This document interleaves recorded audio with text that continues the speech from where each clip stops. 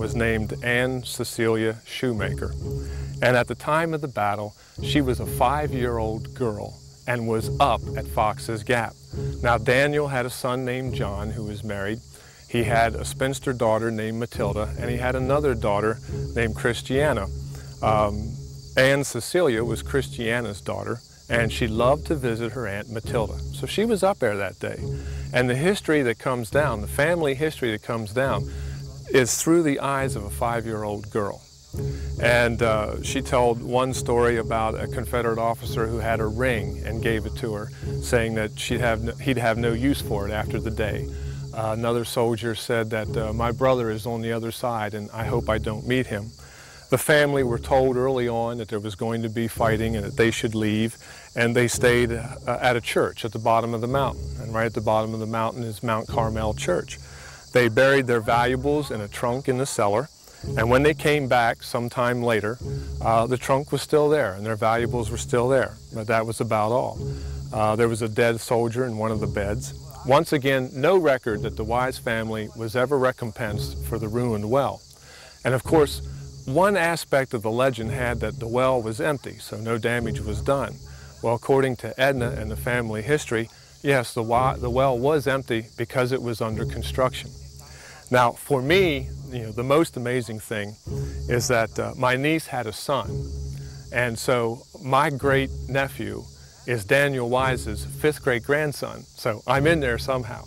But it was very wonderful to actually meet a descendant of Daniel Wise and to discover the family history. So once again, there's no doubt in my mind that Daniel Wise didn't do the dirty deed. It was a drunken Union burial detail 2 days after the battle, and given the circumstances, I can't really blame him. Right now, there's a group part of the Indiana University of Pennsylvania, headed up by archaeologist Joe Baer, that's doing some test digs in the area right around Fox's Gap. The plan is to hopefully be able to identify where Wise's cabin once stood, and then eventually come up with a management plan for that part of the battlefield. This is a cooperative effort. The state of Maryland is playing a part in it, but so is the Appalachian Trail. Central Maryland Heritage League, they own property there, and they are the ones also that came up with a grant to help do this work. So there's several players that are part of this project. And again, hopefully the two outcomes is to locate the cabin site and then come up with a management plan. The story of Daniel Wise has been around for over 100 years. It's been told thousands of times and even written about in books. Now, this story can finally be put to rest. While we can discount one story, there are plenty of others that still cannot be explained by conventional means. Coming up next, we'll head north to the old South Mountain Inn, where the legends begin long before the two armies of the Civil War stained the land red with blood.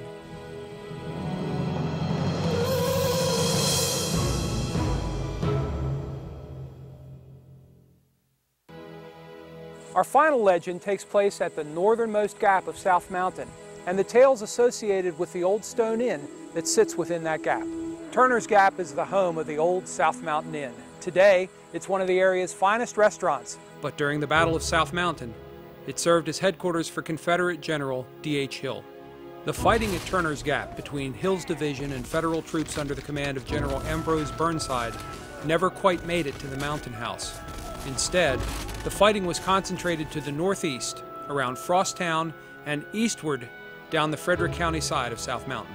Well, late in the day, probably around about 4 o'clock in the afternoon, the Federal First Corps arrived in the field, having traveled the distance from Frederick to Turner's Gap along the National Road. Once they got here, they struck off north towards the Frosttown Road and the Frosttown Gap further north. The idea was they were trying to perform what's called a double envelopment of the Confederate line, which is basically like trying to put them between two pinchers and squeezing the line together. First Corps traveled north, of course, up towards the Frosttown Gap. When they got into that area, there was very few Confederates in front of them. In fact, there was only about 1,200 Confederate soldiers of the 12th Alabama, commanded by Robert Rhodes. As the Federals started their attack up through that area, then again, there was very few Confederates, but they were able to use the terrain features, use the rocks, stone walls, and things like that to their effectiveness, and help to hold up the Federals as much as they could. Eventually, of course, just sheer weight of numbers, Federals were able to finally gain the top of the mountain, caught the Confederate left flank and then started pushing them back towards Turner's Gap. It was about this time that Longstreet's command, the rest of his command, which had been in Hagerstown at the start of the battle, came all the way down to the mountain. They arrived at the mountain house and were immediately set out in front of the Federal attack. They were able to put up enough defense so that the Federals lost steam and darkness fell on the battlefield, ending the fighting for that part. By nightfall on September 14th, the Confederates still held the ground at Turner's Gap, but the losses on both sides were devastating. Later that night, the entire Confederate Army retreated down the west side of South Mountain into Sharpsburg. The next day, the old South Mountain Inn, back then called the Mountain House, was turned into a hospital for the wounded on both sides. The Mountain House is one of the oldest structures in Washington County. Its history has been traced back to the 18th century. Over the years, historians have debated the actual date the old stone house was built, but all agree that the building in some form was constructed between 1700 and 1732. The old South Mountain Inn was one of the first frontier dwellings that extended into the dangerous Indian Territory. Back then, alternate Route 40 was just a mere pathway through the mountain gap that people would use to reach the frontier to trade with the Indians. It is believed by some that there was already an inn or trading post at this location when the area was first surveyed in 1730 by Arthur Nelson. Then in 1750, Robert Turner bought the land and named the Mountain Gap after himself. It is thought that Turner built the stone house we know of today as a home for his family. Building the stone house certainly wasn't an easy task. The shoulder of the mountain was dug out to make room for the house. The stone, which makes up the walls, was excavated by hand from the ridge and dragged by ox and sledge to the building site. All of the wood used in building the house was from trees felled on the mountainside. Some of the trees can even be seen in the cellar. They are the whole trunks laid as floor joists with the bark still on them. Around the turn of the century, Robert Turner sold the house to John Carey and Jacob Young. Historians have found evidence that shows Jacob Young was an innkeeper, so it